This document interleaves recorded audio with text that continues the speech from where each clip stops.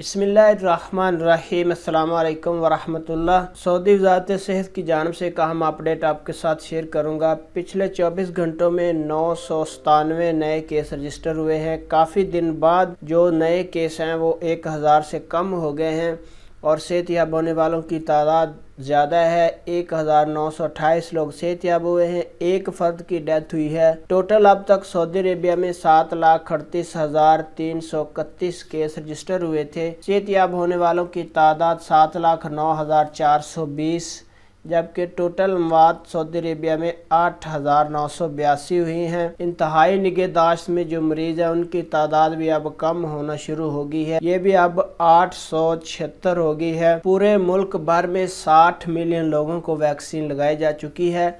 तो ये सऊदी वज़ारत सेहत की जानिब से एक अहम अपडेट आपके साथ शेयर कर रहा था। वीडियो देखने का बहुत बहुत शुक्रिया। अस्सलामु अलैकुम वरहमतुल्लाह।